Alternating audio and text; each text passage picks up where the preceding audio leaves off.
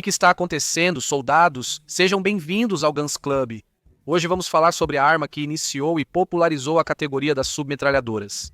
Sua eficácia e enorme cadência permitiram que ela participasse de muitos conflitos ao redor do mundo e também fosse usada por civis, criminosos e forças policiais de todo o mundo. Então, por pedido de vocês, sejam bem-vindos a tudo o que você precisa saber sobre a submetralhadora Thompson.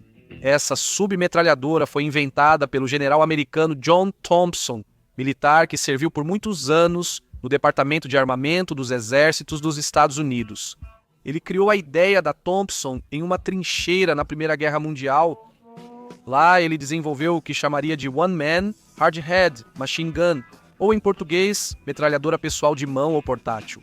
Depois que Thompson foi enviado para casa antes do fim da guerra, ele encontrou o apoio financeiro de um patrocinador e assim fundou a Auto Ordnance Corporation. Em 1916, com o propósito de fabricar sua arma, os principais projetistas foram Theodore H. Cuff, Oscar B. Payne e George Gould, e no final de 1917, eles incorporaram ao projeto o mecanismo de ferrolho de armas projetado por John Bell Bleach, chamado de ferrolho Bleach. Também perceberam que só um cartucho usado pelo exército na época funcionaria com o ferrolho Bleach. Era o .45 Automatic Colt Pistol, por isso ajustaram o ferrolho para usar esse cartucho. Por isso mesmo, a Thompson usa o .45 Automatic Colt Pistol. O projeto foi chamado de Annihilator, ou aniquilador em português, e em 1918 já tinham resolvido quase todos os problemas de design. Porém, a guerra acabou antes do envio dos protótipos à Europa, e em 1919, e posteriormente o Conselho Administrativo da empresa decidiu focar completamente no mercado civil. Eles mudaram o nome da arma para Thompson Sub-Machine-Gun e a classificaram como submetralhadora. O primeiro Thompson a ser produzido em série foi o modelo 1921, e este estava disponível para uso civil. Embora o preço alto tenha gerado poucas vendas, ele só foi adquirido pelo Serviço Postal dos Estados Unidos para proteger o correio e também em quantidades muito pequenas por alguns exércitos sul-americanos. Durante os anos da Depressão foi amplamente adquirido por criminosos e posteriormente foi usado em todo tipo de crimes. Símbolo de ladrões como Willis Stone, também presente nos filmes desses personagens. Acima de tudo, era comum vê-los envolvidos em assaltos a bancos e tráfico de substâncias ilegais. Thompson também era chamado informalmente de Trench Broom, Trench Sweeper, Chicago Trap Weather, Chicago Piano, Chicago Style ou The Shopper. A arma anti-bandido, assim era a publicidade que se fazia do Thompson nos anos 20. Para o modelo de 1921, este estado orientado.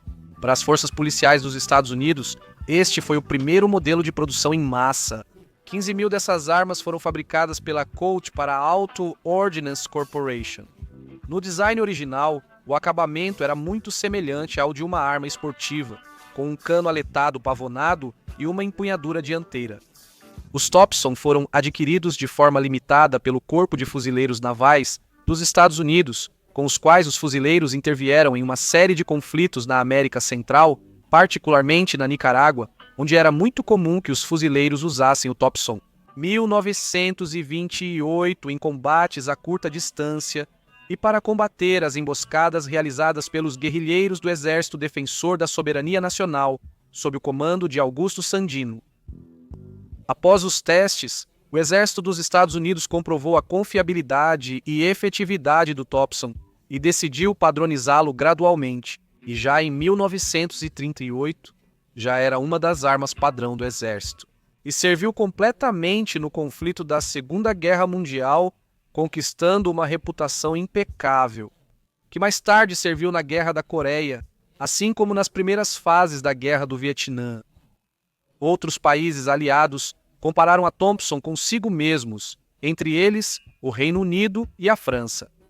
A Thompson foi particularmente útil nas mãos das tropas aliadas durante a Segunda Guerra Mundial, como uma arma para batedores, suboficiais e chefes de patrulha.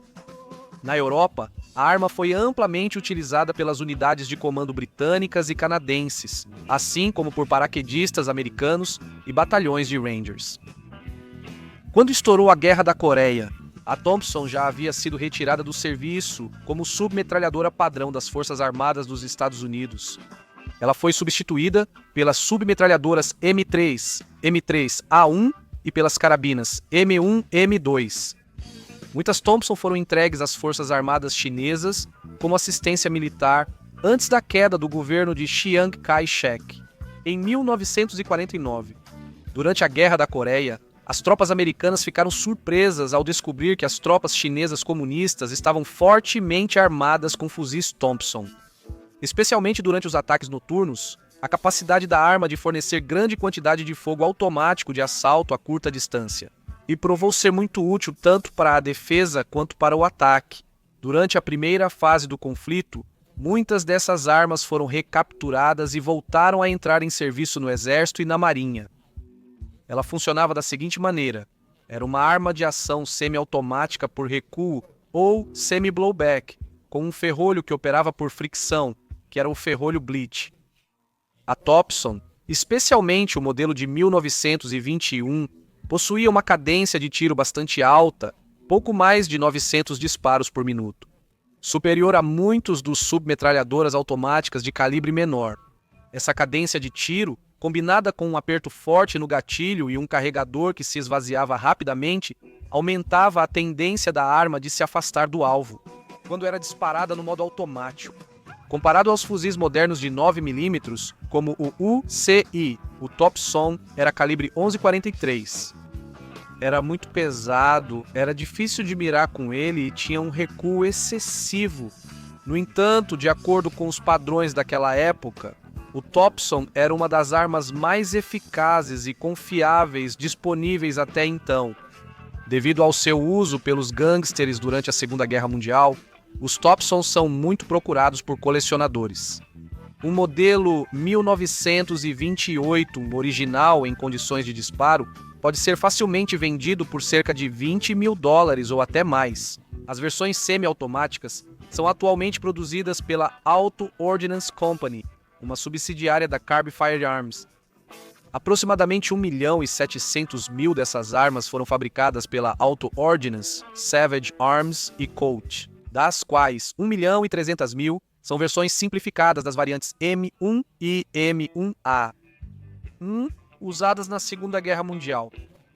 Esta submetralhadora é de primeira geração, similar à metralhadora pistola 18 alemã. Essa era uma diferença dela em relação à rival, a metralhadora pistola 40. As submetralhadoras de segunda geração tinham projetos mais simples, feitos com técnicas novas e menos custosas, facilitando e barateando a produção em massa. A Thompson foi sucessivamente simplificada para barateá-la durante a guerra, dando origem a versões como a M1, sobretudo a M1A1, que conseguiram reduzir o preço de cerca de $200 para cerca de $70. Apesar de os soldados preferirem a Thompson, ela acabou sendo substituída pela M3, que as tropas apelidaram por causa de sua aparência, como a Gracie Gun ou pistola engasgada já de segunda geração, que custava apenas cerca de $10 a unidade. Houve dois modelos experimentais principais da Thompson. O primeiro era chamado de Persuader ou Persuasor e foi desenvolvido em 1918. O qual era alimentado por meio de fitas. O segundo era chamado de Annihilator e era alimentado por um carregador de 20 cartuchos. Isso representava grande avanço em relação aos primeiros modelos de 1918 e início de 1919. Além disso, foram fabricados carregadores tipo tambor de 50 e 100 cartuchos. O modelo 1919 teve só 40 unidades. Eles enfrentaram grandes mudanças durante toda a produção. A arma disparava cerca de 1.500 tiros por minuto. A maioria dos modelos de 1919 foi feita sem coronhas e miras. Usava munição .45 Automatic Colt Pistol, mas também havia versões .22 Long Rifle, .32 Automatic Colt Pistol, .38, Automatic Colt Pistol 9x19, Parabellum e .351 Winchester Self-Loading. O peso era de aproximadamente 3,75 kg descarregado. Seu comprimento era de 808 mm e o do cano, 267 milímetros. A cadência de tiro variava de 900 a 1.500 disparos por minuto conforme a versão. Era alimentada por carregadores retos de 20 ou 30 balas, ou tambor de 50 ou 100 com alcance efetivo de 50 metros.